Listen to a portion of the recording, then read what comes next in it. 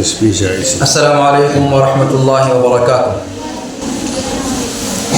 الحمد للہ رب العالمین والعاقبۃ للمتقین ولا عدوان الا علی الظالمین والصلاة والسلام الاتمان الاکملان علی محمد خاتم النبیین وعلى آلہ وصحبہ الغر المیامین ومن تبعهم وتابعیہم بإحسان إلی یوم الدین. اما بعد، آج کا یہ پروگرام درس بخاری کا آخری درس لینے کے لیے ہے. امام بخاری رحمہ اللہ کی صحیح بخاری کا آخری باب کتاب التوحید کے سلسلے کا آخری باب آج ہم انشاءاللہ پڑھیں گے اور اس کے مضمون کو سمجھنے کی کوشش کریں گے. اور اس باب کو پڑھنے کے لیے عام طور پر مدارس میں ایک اہتمام کیا جاتا ہے.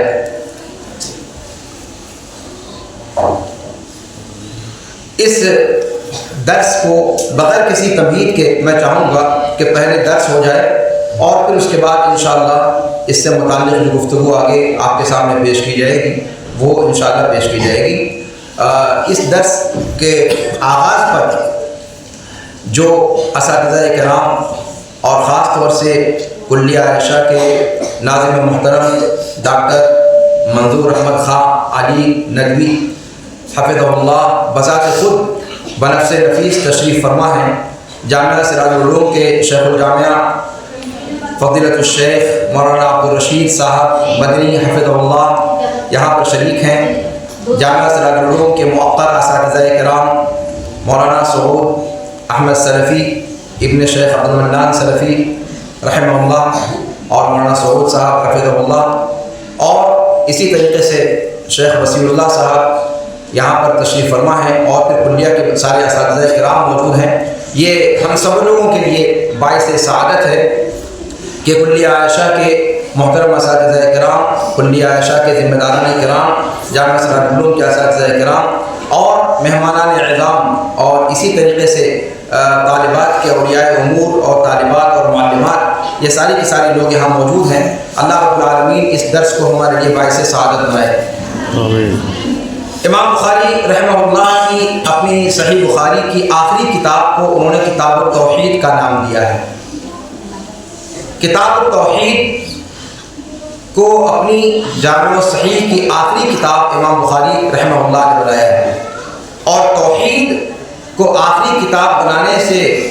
ان کا مقصد کیا ہے اس کے بارے میں شارحین نے بہت تفصیل کے ساتھ بیان کیا ہے کہ اس سے پہلے امام بخاری رحمہ اللہ نے اپنی جامع صحیح میں شروعات نیتوں کے حوالے سے کیا ہے کہ انسان کی نیتوں پر اس کے اعمال کا اور اس کے انجام کا مدار ہے. پھر بیچ میں نیتوں کا تذکرہ کرنے کے بعد اعمال کا تذکرہ کیا اور عبادات، معاملات اور بیوع وغیرہ سے متعلق جو مختلف ابواب اور اس کی کتابیں تھیں ان کو انہوں نے ذکر کیا. اور پھر کتاب کے آخر میں التوحید پر اپنی جامع صحیح کا اختتام کیا اور ان کی جانب سے یہ طرز عمل اس بات کی کا اشاریہ ہے کہ امام بخاری رحمہ اللہ یہ پیغام دینا چاہتے ہیں کہ شروع میں نیتیں صحیح ہوں، بیچ میں اعمال درست ہوں اور آخر میں توحید پر انسان کا اختتام ہو تو وہ کامیاب اور کامراں ہے. اگر توحید پر اختتام نہیں ہے تو پھر اعمال کی کثرت اس کے لیے سودمند نہیں ہے. توحید آپ جانتی ہیں، اس سے پہلے بہت تفصیل کے ساتھ آپ کو بتایا گیا کہ توحید یہ اسلام کی ایسی شناخت ہے جس شناخت نے اسلام کو بقیہ سارے مذاہب عالم سے ممتاز کیا ہے. اسلام دین توحید ہے. توحید کسے کہا جاتا ہے؟ وحد یوحد توحید، یہ باب تفعیل کا مصدر ہے جس کا معنی لغوی طور پر یہ ہوتا ہے کہ اللہ رب العالمین کو یکتا اور منفرد ماننا. اور یہ آپ کو بتایا گیا کہ اللہ رب العالمین کو یکتا اور منفرد ماننا اس کے اسماء و صفات میں، اللہ رب العالمین کی ربوبیت میں، اللہ رب العالمین کی الوہیت میں، ان تمام جوانب کو شامل ہے توحید کا جو عام مضمون ہے.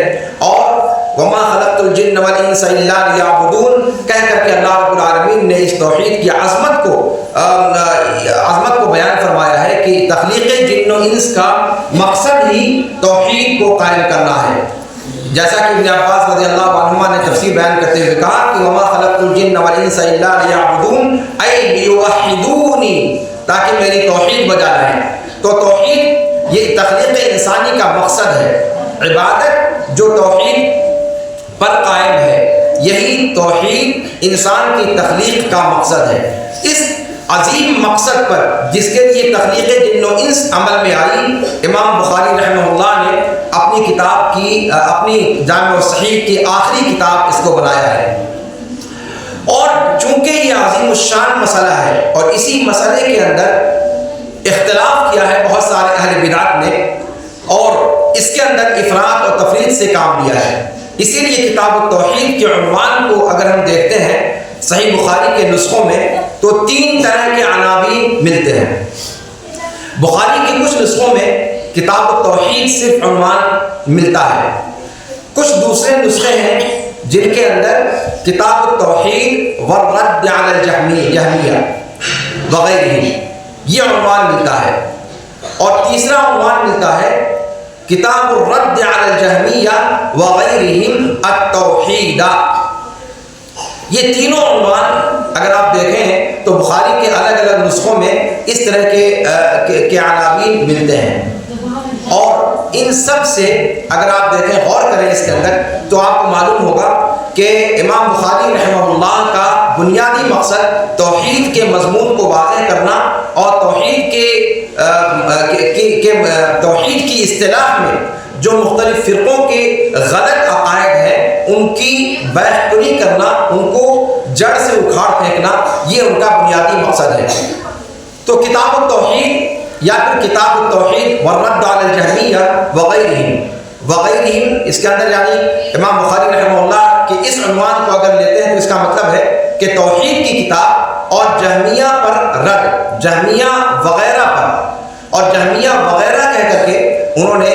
قدریہ کو مراد لیا ہے، جیسا کہ شارحین نے بیان فرمایا ہے. بشمول حافظ ابن حجر رحمہ اللہ نے فتح الباری کے اندر اس تفصیل کو ذکر کیا ہے.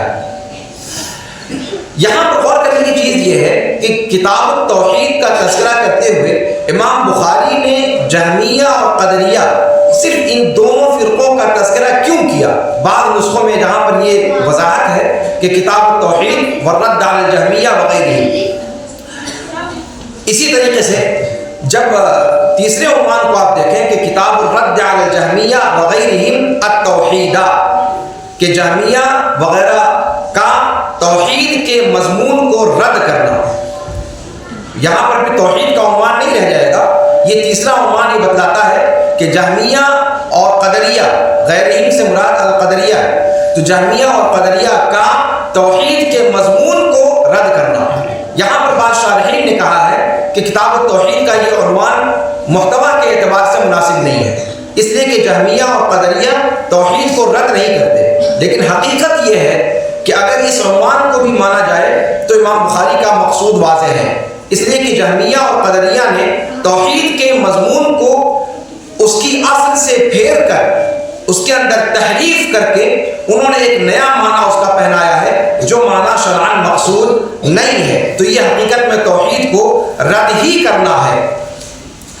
تو کتاب التوحید والرد علی الجہمیہ وغیرہم امام بخاری رحمہ اللہ کی اس کتاب کے عنوان میں ہمیں پتہ چلتا ہے کہ جہمیہ اور قدریہ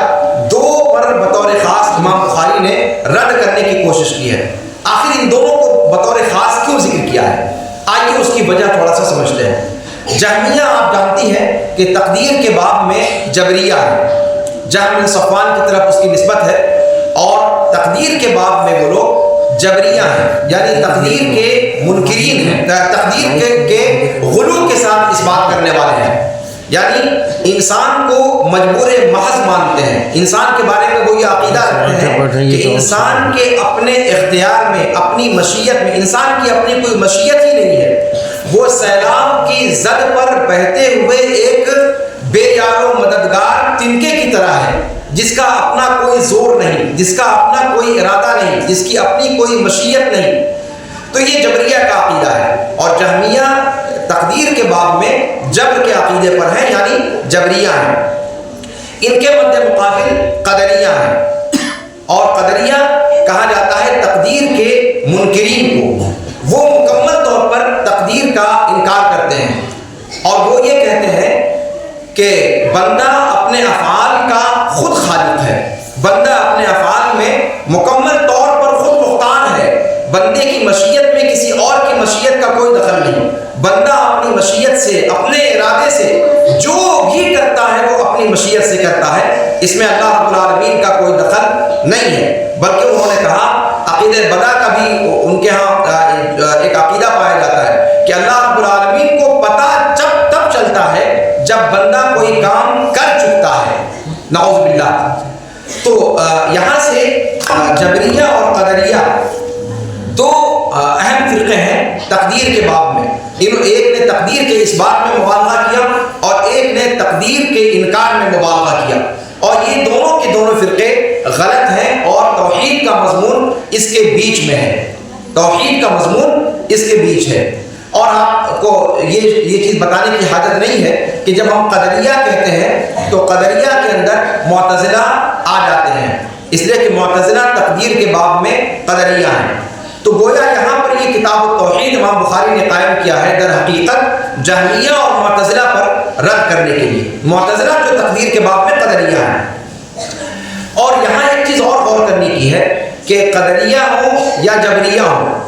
اسماء و صفات کے باب میں اگر آپ معتزلہ اور جہمیہ کو دیکھیں تو یہ لوگ راہ راست سے بھٹکے اس لیے ہیں، ان کا اشکال یہ ہے کہ اگر اللہ رب العالمین کی صفات کو ثابت کریں گے، آپ جانتے ہیں کہ معتزلہ ہوں یا جہمیہ ہوں، ان لوگوں نے اللہ رب العالمین کے قول لیس کمثلہ شیء پر عمل کیا اور وہو السمیع البصیر کو پس پشت ڈال دیا، یعنی تنزیہ میں مبالغہ کیا، اس میں حد سے آگے بڑھ گئے، اور وہو السمیع البصیر کا جو ٹکڑا ہے اس کو مکمل طور پر نظر انداز کر دیا۔ تو جہمیہ یا پھر معتزلہ انہوں نے اللہ رب العالمین کی صفات کا انکار کیا، اور اللہ رب العالمین کی صفات کے انکار کو توحید کے مضمون میں داخل کر دیا۔ آپ جانتے ہیں کہ معتزلہ کا جو اصول خمسہ ہے ان میں سے ایک توحید ہے، اور توحید سے وہ مراد لیتے ہیں اللہ رب العالمین کی صفات کو ثابت نہ کرنا، ان کی تعبیر کرنا، اور ایسی تعبیر جو انکار کے مترادف ہے۔ اور انکار کیوں کرتے ہیں وہ کہ اللہ رب العالمین کے لیے اگر صفات کو ثابت کریں گے تو اللہ رب العالمین کی ذات قدیم نہیں رہ جائے گی، اس لیے کہ ہر قدیم جس کے اندر حادث حلول کر جائے پھر اس کو وہ قدیم باقی رہنے نہیں دیتا، اور یہاں سے انہوں نے اللہ رب العالمین کی صفات کا انکار کر دیا۔ اسی لیے امام ابن تیمیہ رحمہ اللہ نے اور امام ابن القیم رحمہ اللہ نے اپنی تالیفات کے اندر اس بات کو صراحت کے ساتھ لکھا ہے کہ تشبیہ اور تعطیل یہ جو دو درجے ہیں، تو تعطیل کے اندر جتنے بھی فرقے پائے جاتے ہیں یہ در حقیقت تعطیل تک آخر میں پہنچے، ان کا بیچ کا جو پڑاؤ ہے وہ تشبیہ کا تھا، یعنی جتنے بھی معطلہ ہیں وہ پہلے مشبہہ ہوئے، اور مشبہہ ہونے کے بعد جب انہوں نے تشبیہ کو ملاحظہ کیا، اس بات کرنے میں تشبیہ کا شبہ ان کے اندر پیدا ہوا، تو پھر اس تشبیہ سے تعطیل کی طرف آئے۔ تو جتنے بھی معطلہ ہیں وہ حقیقت میں پہلے مشبہہ ہیں۔ اور توحید کے اس مضمون کو سمجھنا اس لیے ضروری ہے کہ امام بخاری رحمہ اللہ کا جو آخری باب ہے، اس آخری باب سے بھی اس کا براہ راست تعلق ہے، جیسا کہ ہم ابھی دیکھیں گے۔ اور اسی وجہ سے معتزلہ اور جہمیہ یہ سارے کے سارے لوگ معنوی چیزوں کے تعلق سے ان کا یہ عقیدہ ہے کہ یہ چیزیں اللہ رب العالمین کے یہاں ان کا کوئی وزن اس معنی کر کے نہیں ہوگا کہ جیسے ناپی تولی جانے والی چیز تولی جاتی ہے، بلکہ وہ معنی کو عرض مانتے ہیں۔ آپ جانتے ہیں کہ یہ سارے کے سارے جو فرقے ہیں یہ عقلانیت زدہ فرقے ہیں، ان کے یہاں منطق کی تقسیم کے اعتبار سے چیزیں دو طرح کی ہوتی ہیں، یا تو وہ جوہر ہوگی یا پھر عرض ہوگی۔ تو وہ ان ساری جوہر کا مطلب ہوتا ہے ذات، تو ایک چیز ہوتی ہے ذات اور ایک چیز ہوتی ہے ذات سے جڑی ہوئی صفات۔ تو صفات جتنی بھی ہوتی ہیں وہ اس کو عرض مانتے ہیں، اور یہاں سے اللہ رب العالمین کی ذات کے ساتھ اگر وہ صفات کو جوڑ دیں تو گویا عرض کو وہ جوہر کے ساتھ جوڑ رہے ہیں، اور اس طریقے سے اگر عرض جوہر کے ساتھ جڑے گا تو پھر اس کو بھی حادث بنا دے گا، اور یہاں سے انہوں نے مکمل کا مکمل صفات کا انکار کر دیا، صفات کے پورے باب کا انکار کر دیا۔ یہ شبہ توحید کے میدان میں، توحید کی اصطلاح میں ان کو تعطیل تک لے گیا، اور لیس کمثلہ شیء کے اندر انہوں نے تنزیہ کو اس درجہ بڑھا دیا، تنزیہ کو اس درجہ آگے کر دیا کہ انہوں نے اس بات کو مکمل طور پر نظر انداز کر دیا۔ امام بخاری رحمہ اللہ نے اس کتاب کے اندر مختلف ابواب کو ذکر کیا ہے، جن ابواب کے اندر اللہ کے رسول صلی اللہ علیہ وسلم سے اور قرآن کریم کی آیات سے ثابت ہے اس چیز کا تذکرہ کہ صفات کو اللہ رب العالمین کے لیے ثابت کرنا یہ تشبیہ نہیں ہے، یہ تمثیل نہیں ہے۔ جب تک تکییف تک انسان نہیں پہنچتا ہے تب تک وہ سمیع البصیر پر عامل ہے، جب وہ تکییف کے درجے تک پہنچتا ہے تب وہ تمثیل کے درجے میں داخل ہو جاتا ہے، اور لیس کمثلہ شیء کے حدود میں داخل ہو جاتا ہے، اس میں ممانعت کی حدود میں وہ پہنچ جاتا ہے۔ اب آئیے دیکھتے ہیں امام بخاری رحمہ اللہ نے یہ آخری باب جو قائم کیا ہے، یہ ہے باب قول اللہ تعالی وَنَضَعُ الْمَوَازِينَ الْقِسْطَ لِيَوْمِ الْقِيَامَةِ۔ اس میں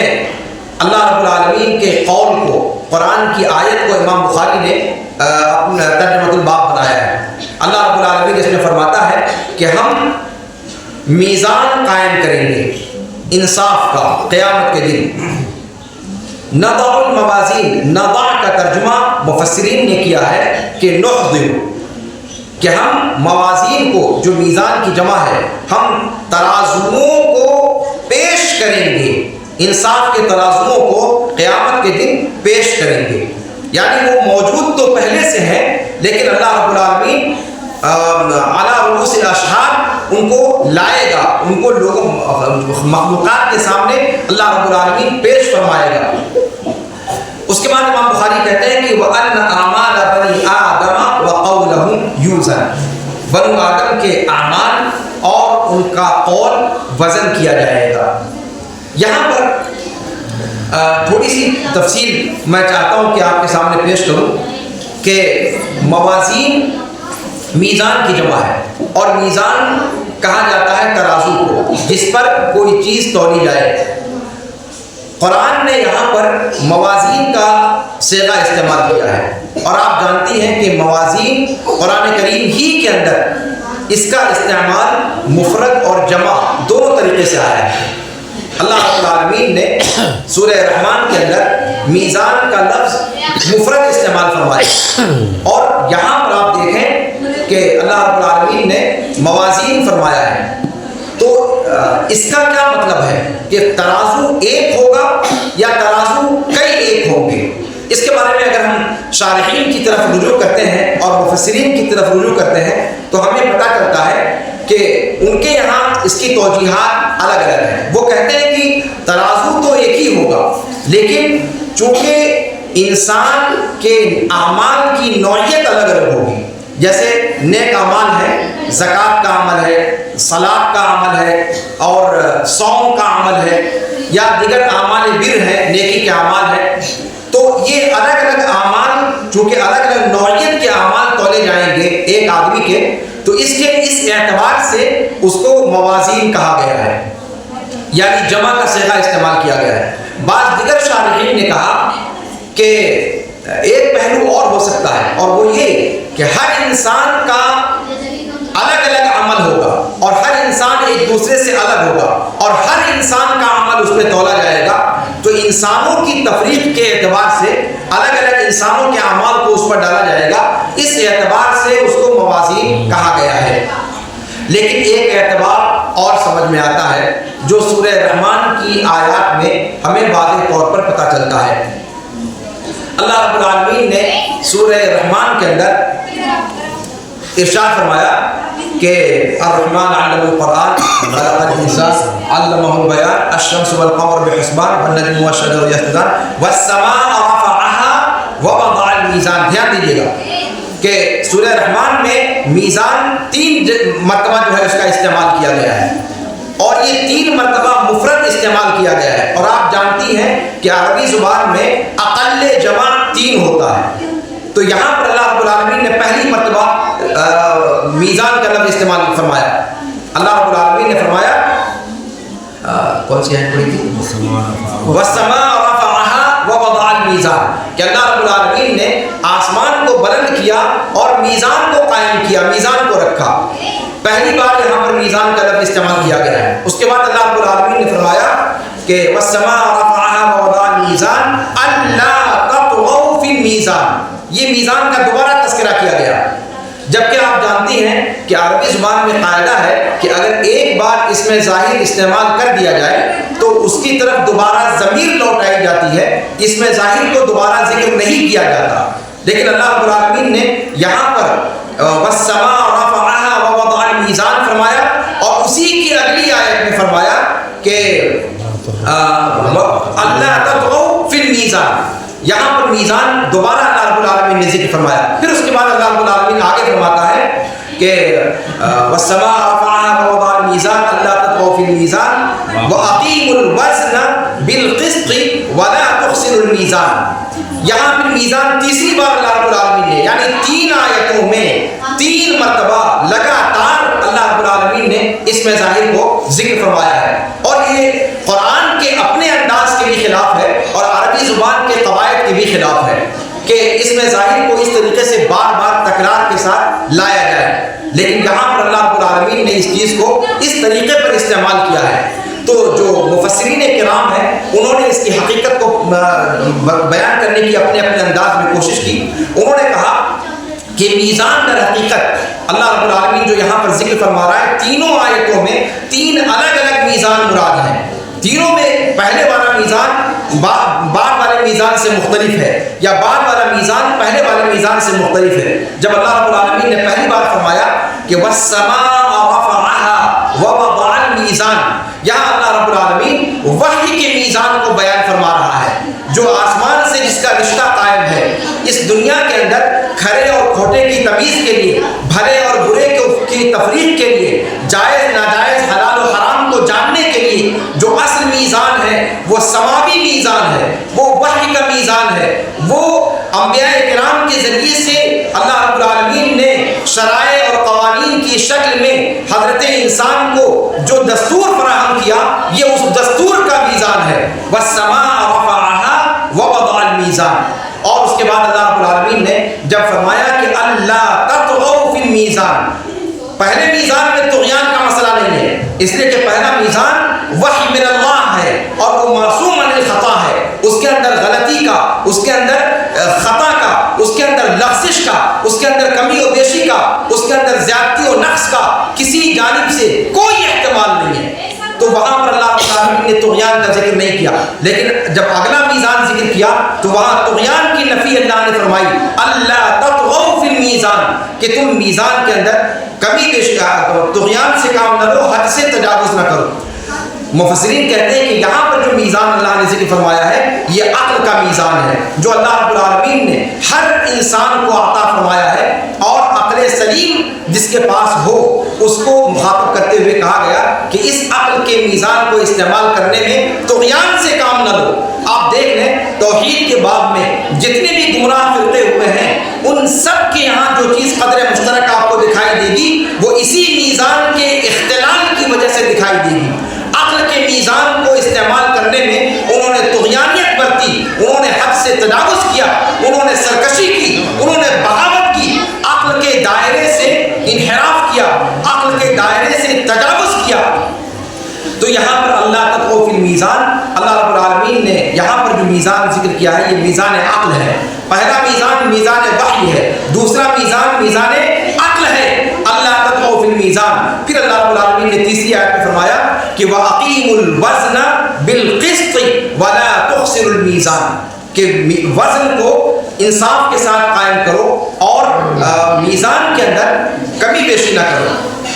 یہاں پر جو میزان ذکر کیا گیا مفسرین کہتے ہیں کہ اس سے وہ میزان مراد ہے جس سے انسان آپس میں ایک دوسرے کے ساتھ تعامل کرتے ہیں، جو خرید و فروخت کرتے ہیں، جو تولتے اور ناپتے ہیں. یہ میزان جو عام مضمون مراد لیا جاتا ہے ترازو کا یہ مضمون مراد ہے. تو گویا یہ 3 ترازو اللہ رب العالمین نے اس کائنات میں رکھے ہیں. اس ایک وحی کا ترازو، دوسری عقل کا ترازو، اور تیسرے وہ ترازو جس سے ہم اور آپ چاول دال تولتے ہیں. اور ان تینوں میزان کا اپنی اپنی جگہ پر شریعت نے اعتبار رکھا ہے. اور اللہ رب العالمین نے جب فرمایا کہ وَنَضَعُ الْمَوَازِينَ الْقِسْطَ لِيَوْمِ الْقِيَامَةِ، تو اس موازین کے لفظ میں گویا ان سارے پہلوؤں کو اس آیت کریمہ کے اندر شامل کر لیا گیا ہے کہ اللہ رب العالمین کے یہاں جو اعمال کا وزن ہوگا اس میں ان تینوں پہلوؤں کو سامنے رکھنا ہے کہ وحی کے میزان کے ساتھ اس انسان کا رویہ کیا رہا، عقل کے میزان کے ساتھ اس انسان کا رویہ کیا رہا، اور جو ترازو اس کے آپس میں تعامل کے لیے اللہ نے دیا تھا اس کے اندر اس کا تعامل کا رویہ کیا رہا. تو گویا یہ ہر انسان کے لیے تین طرح کے موازین ہوں گے. تو اس طریقے سے گویا ہر انسان کا میزان حقیقت میں ایک ترازو ہے، لیکن وہ تین پہلوؤں کو شامل ہوگا اور تین اعتبارات کو شامل ہوگا. اس اعتبار سے اس کو جمع کے طور پر استعمال فرمایا گیا. اس کے بعد امام بخاری رحمہ اللہ فرماتے ہیں کہ مجاہد رحمہ اللہ نے قسط کی تعریف کرتے ہوئے کہا کہ القسطاس یہ عدل کا معنی، اس کا معنی ہے عدل، انصاف، رومی زبان کے اندر. اور اس کے بارے میں اس سے پہلے میں آپ لوگوں کو بتا چکا ہوں کہ عربی زبان میں اللہ رب العالمین نے قرآن کریم کو اتارا، لیکن مجاہد رحمہ اللہ کہتے ہیں کہ جو قسط اللہ تعالیٰ فرماتا ہے وَنَضَعُ الْمَوَازِينَ الْقِسْطَ، یہ قسط اصل میں قسطاس سے ہے اور یہ رومی زبان کا لفظ ہے. تو اس سے کہیں نہ کہیں یہ چیز سمجھ میں آتی ہے کہ قرآن کریم کے اندر غیر عربی الفاظ بھی ہیں. اس کا جواب شارحین نے، اس کا جواب مفسرین نے اور قدیم مؤلفین نے دیا ہے کہ قرآن عربی زبان میں اترا ہے. اس کا مطلب یہ ہے کہ قرآن جس زمانے میں اترا اس زمانے میں یہ الفاظ عربی زبان کا، فصیح عربی زبان کا جزو لا ينفک بن چکے تھے، یہ عربی زبان کا حصہ بن چکے تھے. یہ آئے تھے اصل کے اعتبار سے کسی اور زبان سے، لیکن اہل زبان نے اس کو اپنی زبان کے اندر رچا بسا لیا تھا، اور اس اعتبار سے قرآن کریم کا کہنا کہ عربی زبان میں اترا یہ غلط نہیں ہے. اب یہ بات کہ قسطاس رومی زبان کے اندر کیا واقعی استعمال ہوتا ہے، تو میں نے ایک درس میں اس سے پہلے کہا تھا کہ یہ چیز ممکن ہے. آج بھی رومن انگلش کے اندر یا انگریزی زبان جو آج چلتی ہے اس میں آپ جسٹس کا لفظ سنتے ہوں گے. جس جسٹس کو بنیاد بنا کر کے جتنے علمانیت زدہ لوگ ہیں، جتنے ملحدین ہیں، جتنے زنادقہ ہیں، یہ سارے کے سارے لوگ اس لفظ کے ساتھ زنا بالجبر کرتے ہوئے اس کا اپنا خود ساختہ مفہوم اس کو پہناتے ہوئے وہ اس لفظ کا استغلال کرتے ہیں. اب اس پس منظر میں اگر آپ دیکھیں تو قرآن کریم کا اس لفظ کو منتخب کرنا کہیں نہ کہیں اپنے اندر ایک میسج رکھتا ہے. تو جسٹس کا جو لفظ ہے اگر آپ دیکھیں کہ جیم کی آواز کو گاف کی آواز سے بھی ادا کیا جاتا ہے. مصر کا لہجہ آپ اچھی طریقے سے جانتی ہیں کہ کس طریقے سے وہ لوگ ادا کرتے ہیں. تو جیم کو قاف کی آواز دی جا سکتی ہے اور ایسا لہجات کے اختلاف سے ممکن ہے. تو جسٹس میں اگر جیم کی آواز کو قاف کی آواز سے آپ بدل دیں تو آپ دیکھیں کہ قسطس مکمل طور پر قسطاس کا جو لفظ ہے یہ رومی زبان میں مجاہد نے کہا ہے، لیکن یہ کہ وہ انگریزی زبان کے اندر بھی موجود ہے. اور آپ جانتے ہیں کہ لاطینی جو الفاظ ہیں ان میں سے بہت سارے کے سارے انگریزی زبان کے اندر پائے جاتے ہیں. رومی زبان کے جو الفاظ ہیں وہ انگریزی زبان کے اندر پائے جاتے ہیں، اس لیے ان کی اساس جا کر کے آگے ملتی ہے. تو اس اعتبار سے مجاہد رحمہ اللہ کا یہ کہنا، جو ابن عباس رضی اللہ عنہما وارضاہما کے شاگرد رشید ہیں اور تفسیر میں ان کا ایک خاص مقام ہے، تو ان کا یہ کہنا اپنی جگہ پر درست لگتا ہے. ایسا ممکن ہے کہ قسط کی اصل جو ہے وہ رومی زبان سے لی گئی ہو. اب اس کے بعد امام بخاری کہتے ہیں کہ قسط یہ مقصد کا مصدر ہے. قسط کا دو استعمال ہے، ایک مجرد میں اور ایک مزید میں. جب قسطہ یا قسطو کہا جاتا ہے تو اس کا معنی ہوتا ہے ظلم کرنا، لیکن جب قسطہ کو باب افعال میں لے جاتے ہیں اقسطا، تو آپ جانتے ہیں کہ سلب ماخذ ایک افعال کے معنی میں سے ایک معنی ہے باب افعال کے. تو اقسطا کا معنی ہوتا ہے ظلم کو ختم کر دینا، یعنی ظلم کو سلب کر لینا، اور پھر اسی کا لازمی مطلب ہوتا ہے انصاف کرنا. تو قسطہ کو اقسطا میں جب لے گئے تو اس کا معنی ہو گیا انصاف کرنا. قسطہ کا معنی ظلم کرنا، اقسطا کا معنی انصاف کرنا.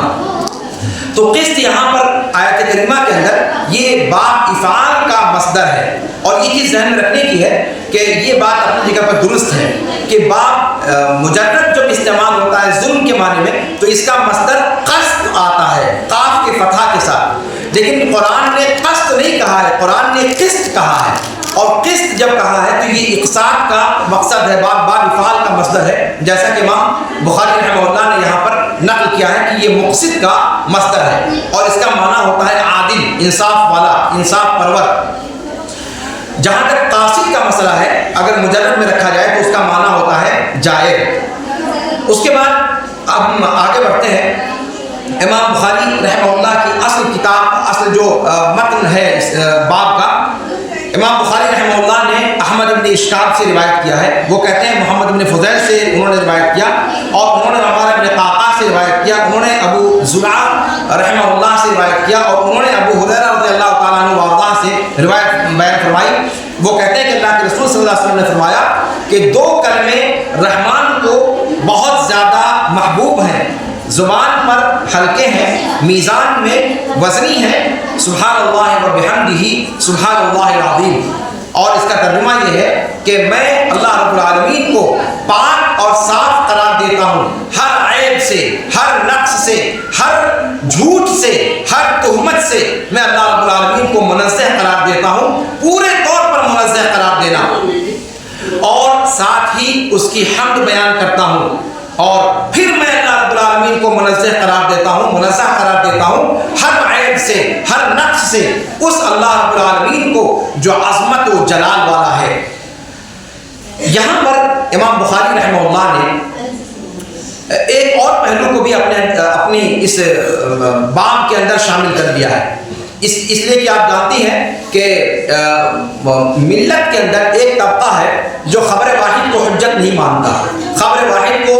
آحاد کے قبیل سے ڈال کر کے وہ تواتر کو حجت مانتا ہے، آحاد کو حجت نہیں مانتا، یا یہ کہتا ہے کہ تواتر عقائد و احکام میں حجت ہے اور آحاد احکام میں تو حجت ہے لیکن عقائد میں حجت نہیں ہے۔ امام بخاری رحمہ اللہ نے ان پر رد کیا ہے، اور بے شمار جگہوں پر قال بعض الناس کہہ کر کے امام بخاری رحمہ اللہ نے اس فکر کے پرخچے اڑا دیے ہیں، اور مختلف انداز میں امام بخاری رحمہ اللہ نے اس چیز پر رد کیا ہے۔ بخاری پڑھتے ہوئے اس چیز کو آپ نے محسوس کیا ہوگا، اور کلاس میں کئی بار خود میں نے اس چیز کا آپ کے سامنے تذکرہ کیا ہے، حضرت معاذ کا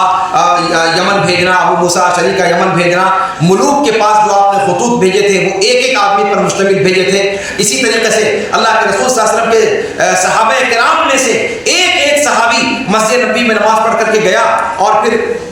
قبلتین جہاں بنو سلیم کا قبیلہ تھا وہاں پر اسی طریقے سے مسجد قباء میں عین حالت صلاۃ میں پہنچ کر کے کہتا ہے، وہاں صلاۃ ہوتے ہوئے انہوں نے کہا کہ اللہ کے رسول صلی اللہ علیہ وسلم پر تحویل قبلہ کا حکم نازل ہو چکا ہے، اور میں اللہ کے رسول صلی اللہ علیہ وسلم کے پیچھے کعبہ کی طرف نماز پڑھ کر کے آ رہا ہوں، اور عین وسط نماز میں دونوں مسجدوں کے اندر، مسجد قباء کے اندر بھی اور بنو سلیم کی جو مسجد قبلتین کے نام سے آج مشہور ہے، ان دونوں مسجدوں کے اندر عین صلاۃ کے وقت میں ایک نماز دو قبلے کی طرف ادا کی گئی، خبر دینے والا ایک صحابی تھا،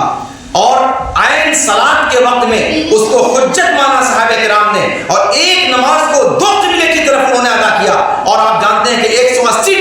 ڈگری وہ تحویل ہو کر کے انہوں نے عین نماز کے وقت میں اس قدر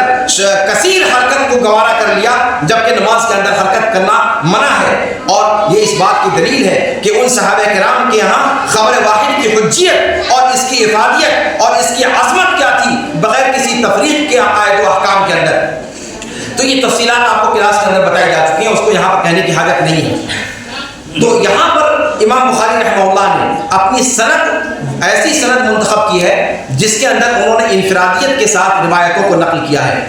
اور اس سند کے اندر آپ دیکھیں کہ کئی اوپر درجے تک آپ جو ہے وہ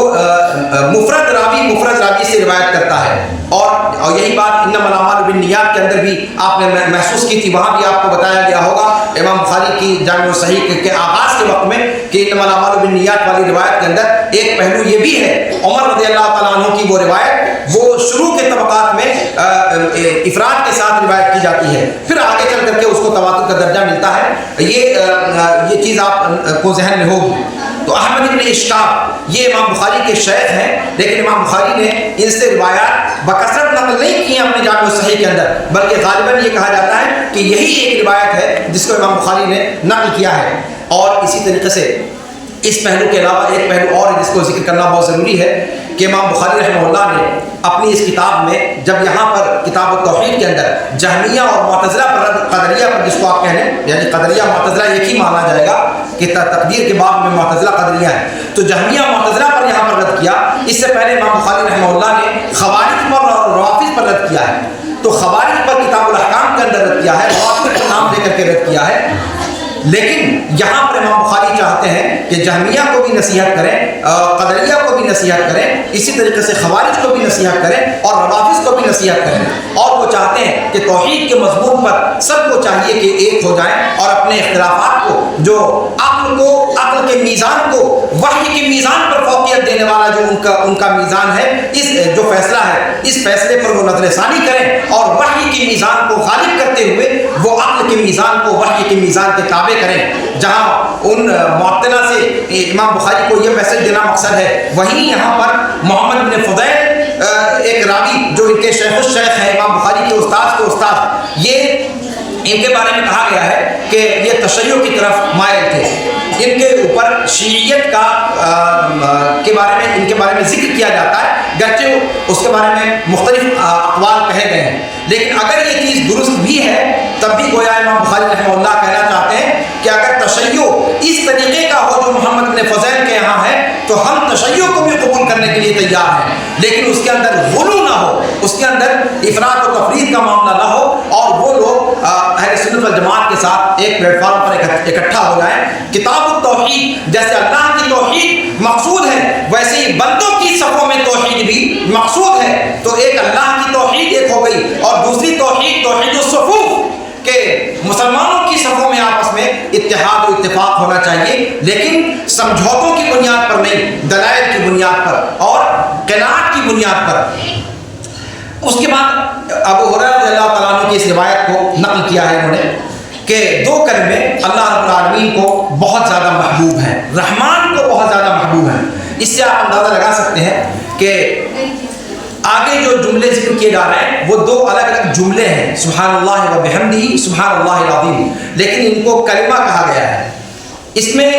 دو پیغام دینا مقصد ہے، ایک تو یہ کہ عربی زبان کے اندر جملوں کو کلمہ کہا جاتا ہے، جیسا کہ اللہ رب العالمین نے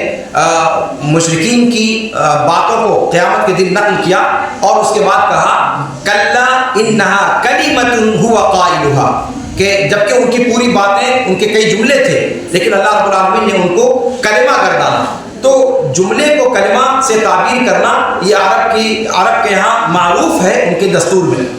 اس اعتبار سے کلمتان کہنے میں کوئی حرج کی بات نہیں ہے کہ کلمتان کہہ کر کے دو جملہ مراد لیا گیا، لیکن ایک میسج دوسرا بھی ہے، اور وہ یہ کہ یہ دو کہنے کو الگ الگ جملے ہیں، لیکن ادائیگی اتنی سہل ہے ان کی، اتنی آسان ہے کہ ایسا لگتا ہے کہ دو جملے نہ بول کر آپ نے دو لفظ ادا کیے ہیں،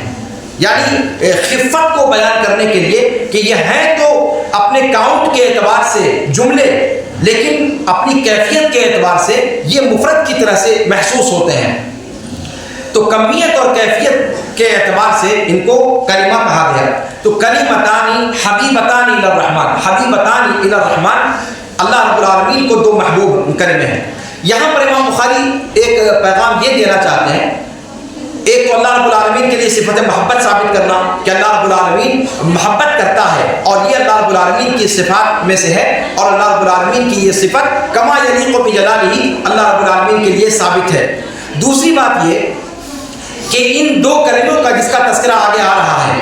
ان دو کلموں کی طرف شوق دلانے کے لیے کہ یہ دو کلمے ہیں، چھوٹے سے کلمے ہیں، جو جملے حقیقت میں لگتے ہیں لیکن وہ کلمے کے قائم مقام ہیں، چھوٹے سے جملے ہیں، اور یہ رحمان کو محبوب ہے، اور رحمان کو محبوب ہونا یہ اپنے آپ میں اپیل کرتا ہے کہ ہمیں ان کو اختیار کرنا چاہیے۔ اس سے قطع نظر کہ اس کی کوئی اور فضیلت ہے یا نہیں ہے، اس کی کوئی اور اہمیت اور اس کی کوئی اور عظمت ہے یا نہیں، صرف ایک بندہ مومن کو جسے اللہ کی رضا مقصود ہے، جسے اللہ کی محبت اور اللہ کی پسند کا اعتبار ہے، وہ وہ حبیبتان الی الرحمن سننے کے بعد وہ ان کلمات پر عمل اور ان کے پڑھنے کے عمل کو وہ جاری و ساری کر لے گا. تو گویا حبیبتان الی الرحمن کو مقدم کیا باقی صفات پر، یہ پیغام دیتے ہوئے کہ ایک بندے مومن کو ان دو کلموں پر عمل اور ان دو کلموں کو اپنے گرد زبان رکھ لینا چاہیے، اس لیے کہ یہ رحمان کو محبوب ہے، وہ رحمان جس کی طرف جس کا قرب ہر بندہ مومن چاہتا ہے.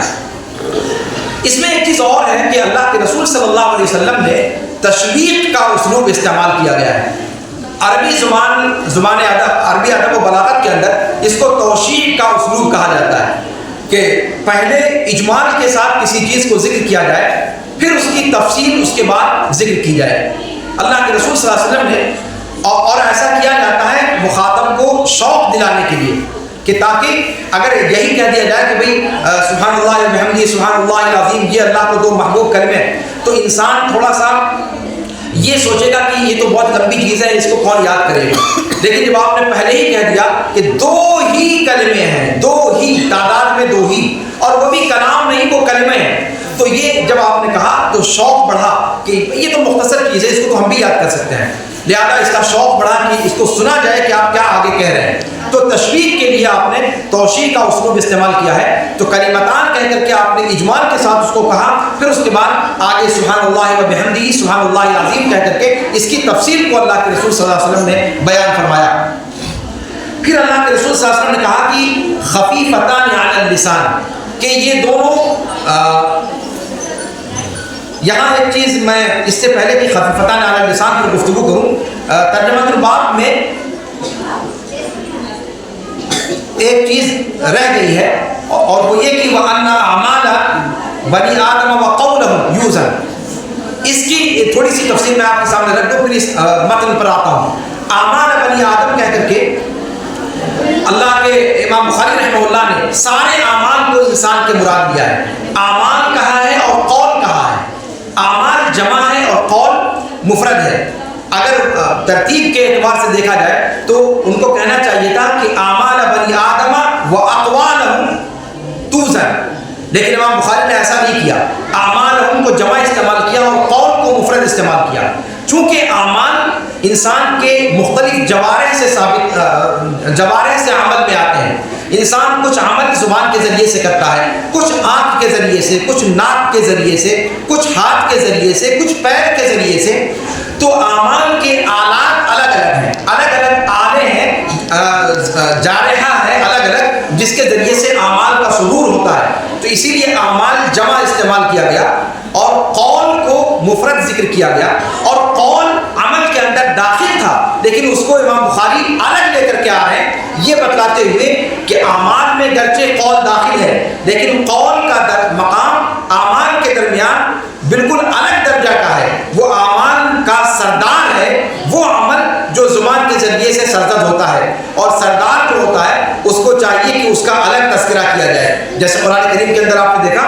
کہ سورہ قدر میں اللہ تعالیٰ فرماتا ہے تنزل الملائکۃ والروح، کہ فرشتے اترتے ہیں اور روح اترتے ہیں، جبکہ روح بھی فرشتہ ہی ہے،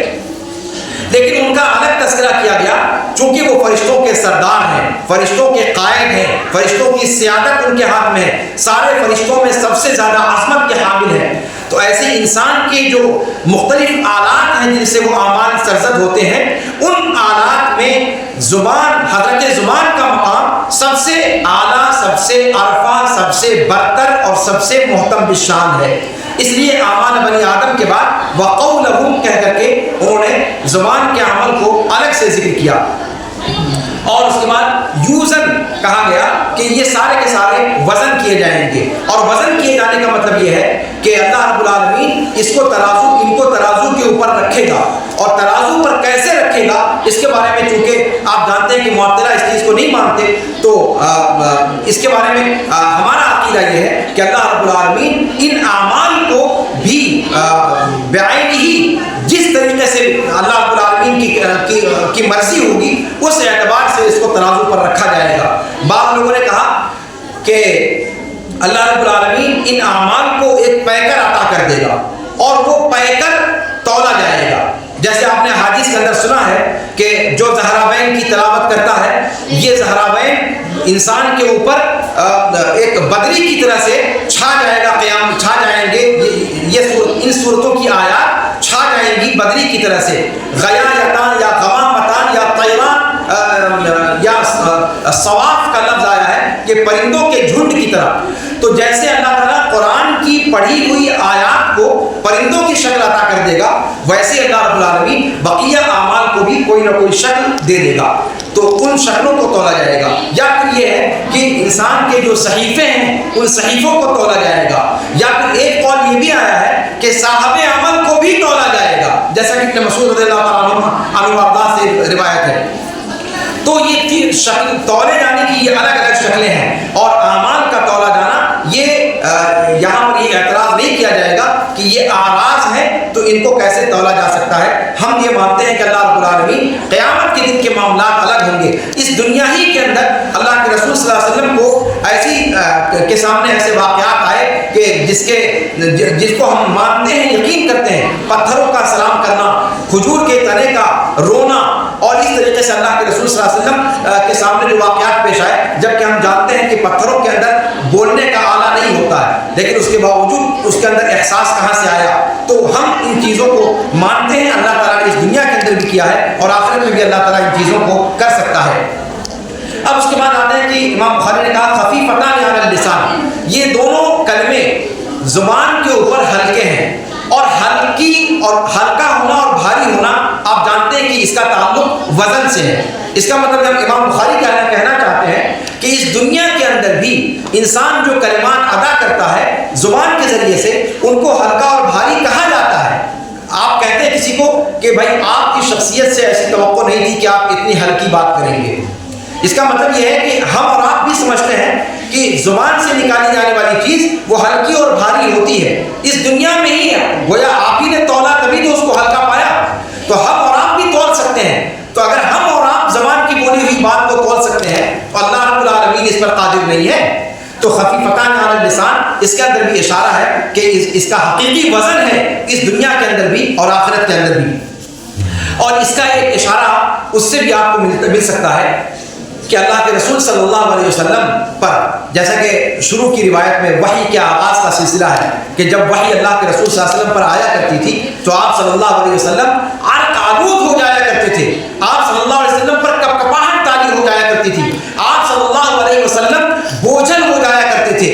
اور یہ بوجھل کیسے کیوں ہوتے تھے؟ قرآن کریم کا جو بوجھ تھا. اللہ تعالیٰ نے قول ثقیل کہا ہے اس کو، قول ثقیل. تو گویا کہ یہ جو اقوال ہیں، یہ جو آیات ہیں، ان کا بھی اپنا وزن ہے. تو اس اعتبار سے یہاں پر جو سبحان اللہ کے بارے میں کہا کہ خفیفتان علی اللسان، یہ زبان پر ہلکے ہیں.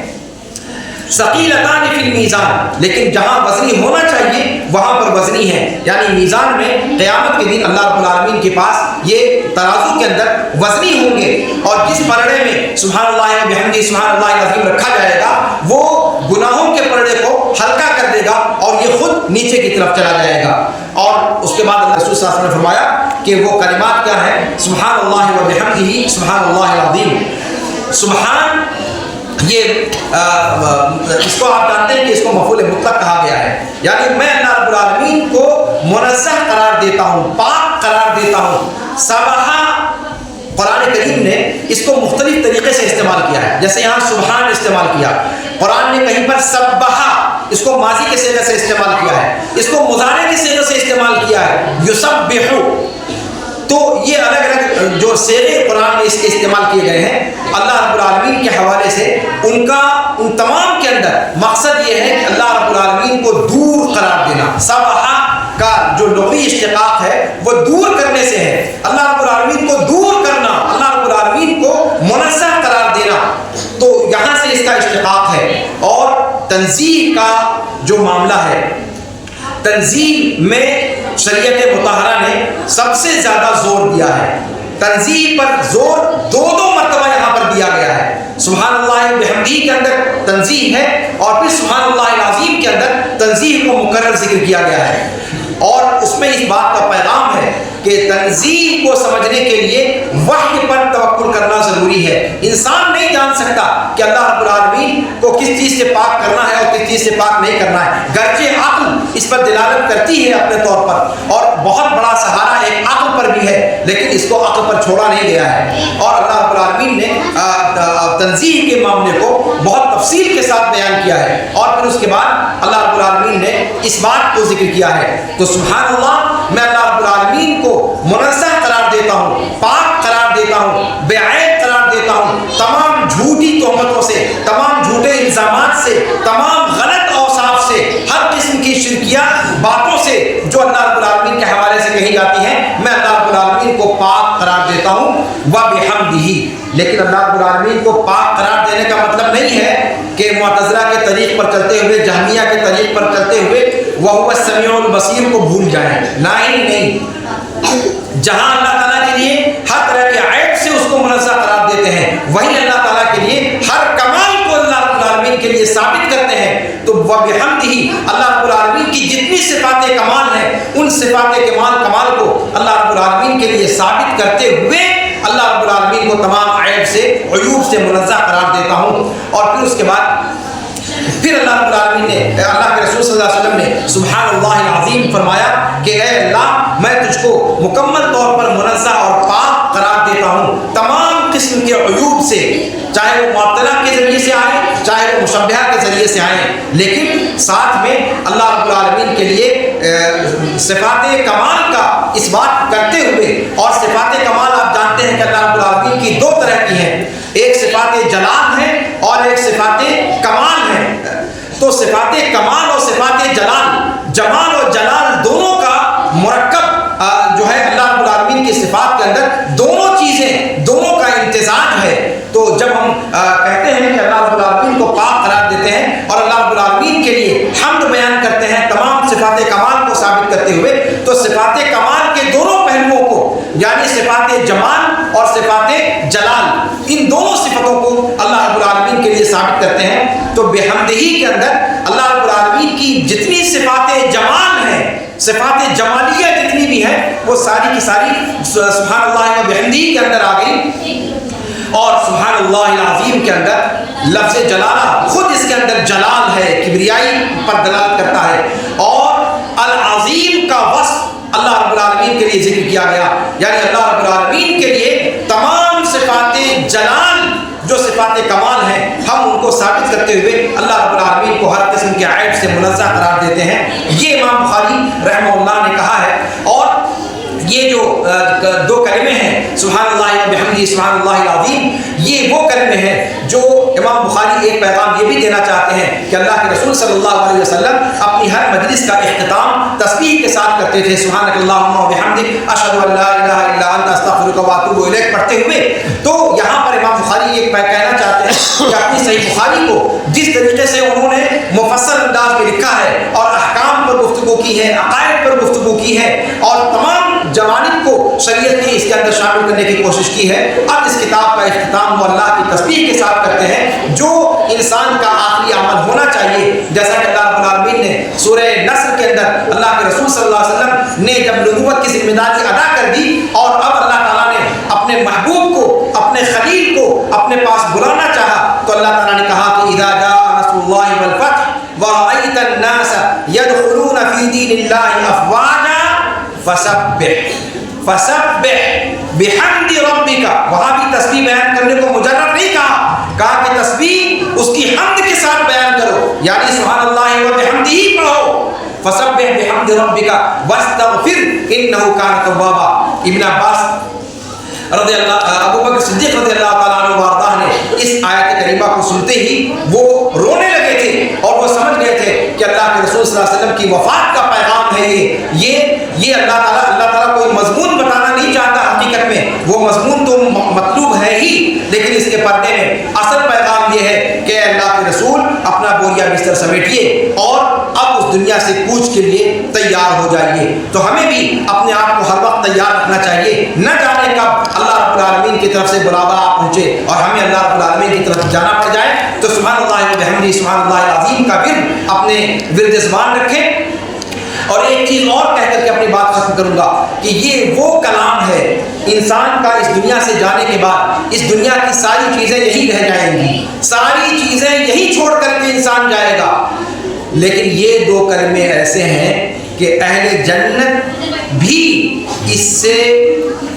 اس سے معاف نہیں کیے جائیں گے، بلکہ اہل جنت کی زبانوں پر جنت کے اندر بھی، اس دنیا کے اندر بھی، انسانوں کی زبانوں پر، جناتوں کی زبانوں پر سبحان اللہ و بحمدہ سبحان اللہ العظیم کا ورد جاری رہے گا۔ اور قرآن نے کہا کہ واخر کیا ہے، سبحانک اللہم و تحیتہم فیہا سلام، دعواہم فیہا سبحانک اللہم و تحیتہم فیہا سلام، کہ اہل جنت کا دعویٰ، اہل جنت کی دعا، اہل جنت کا قول جنت کے اندر کیا ہوگا؟ سبحانک اللہم۔ یہ گویا یہ جو آپ یہ ذکر یہاں پر پڑھ رہی ہیں، یہ ذکر اس دنیا ہی کے اندر نہیں بلکہ آخرت کے اندر بھی ہمارے ساتھ ساتھ رہے گا۔ اور اس ذکر کی فضیلت اللہ کے رسول صلی اللہ علیہ وسلم نے مختلف روایتوں کے اندر ذکر فرمائی ہے۔ سبحان اللہ و بحمدہ سبحان اللہ العظیم، اس کی فضیلت آئی ہوئی ہے۔ سبحان اللہ و بحمدہ جس نے 10 مرتبہ پڑھا اس کے لیے کیا فضیلت ہے، آپ نے اس کو پڑھا ہے کہ ولد اسماعیل میں سے ایک غلام آزاد کرنے کے برابر ثواب ملتا ہے۔ سبحان اللہ و بحمدہ صبح شام 100 مرتبہ اگر کوئی پڑھتا ہے تو سمندر کی جھاگ کے برابر اگر اس کے گناہ ہوں تب بھی اللہ رب العالمین ان کی بخشش فرما دیتا ہے۔ تو اس کلام کی، اس ذکر کی عظمت اس دنیا کے اندر بھی مسلم ہے اور اس دنیا کے اندر بھی مسلم ہے۔ جب اس ذکر کی اتنی زیادہ اہمیت ہے تو ہمیں چاہیے کہ اس ذکر کو اپنا اوڑھنا بچھونا بنائیں اور اس دنیا کے اندر ہی اپنے آپ کو، اپنی زبان کو عادی بنا لیں ان کلمات کا، تاکہ اللہ رب العالمین کے ہاں جب ہم پہنچیں تو وہاں بھی ہماری زبان پر یہ ذکر ہمارے ورد زبان رہے۔ انہی باتوں کے ساتھ میں آخر میں اب اللہ رب العالمین کے سامنے مکمل تضرع اور انکساری کے ساتھ اللہ رب العالمین کے سامنے دعا کو ہوں کہ اللہ رب العالمین ہمیں بخاری شریف کے پڑھنے پر، بخاری شریف کا درس لینے پر، اور جن اساتذہ نے آپ کو پڑھایا اور خاص طور سے بخاری کے اندر شیخ رحمانی صاحب یہاں تشریف فرما ہے، انہوں نے بھی اپنا خون جگر جلایا ہے اور آپ کو بخاری کا درس دیا ہے۔ اس کے علاوہ اور اساتذہ کرام نے حدیث کا درس دیا ہے، شریعت کی تعلیم آپ کے سامنے پیش کی ہے۔ ان تمام اساتذہ کو شامل کرتے ہوئے اللہ رب العالمین سے میں دعا کرتا ہوں کہ اللہ رب العالمین اس بابرکت کتاب کو پڑھنے والے، پڑھانے والے اور ان مجلسوں کا اہتمام کرنے والے، ان اداروں کے ذمہ داران جو اپنا خون جگر جلا جلا کر کے قال اللہ قال رسول کی صدائے دل نواز کو بلند کرنے کے سلسلے کو باقی رکھے ہوئے ہیں، اللہ رب العالمین ان سب کی مغفرت فرما دے۔ اللہ رب العالمین اس کتاب کو ہمارے لیے تکفیر سیئات اور رفع درجات کا ذریعہ بنا دے۔ اللہ رب العالمین اس کتاب میں ہم نے جو کچھ پڑھا ہے اللہ رب العالمین اس کے مطابق ہمیں اپنا عمل کرنے کی توفیق عطا فرمائے، اور جن رسول پاک صلی اللہ علیہ وسلم کے اقوال کو ہم نے اس میں پڑھا ہے اللہ رب العالمین ان اقوال کے کہنے والے جناب محمد رسول اللہ صلی اللہ علیہ وسلم کی صحبت،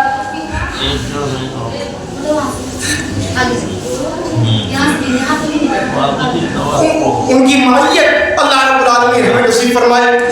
اللہ رب العالمین اپنے جنت الفردوس میں امام بخاری رحمہ اللہ، دیگر محدثین کرام اور خود اللہ کے رسول صلی اللہ علیہ وسلم اور آپ کی روایتوں کو بیان کرنے والے صحابہ کرام رضوان اللہ علیہم اجمعین اور تابعین و تبع تابعین کے ساتھ اللہ رب العالمین ہمارا حشر فرمائے۔ اللہ رب العالمین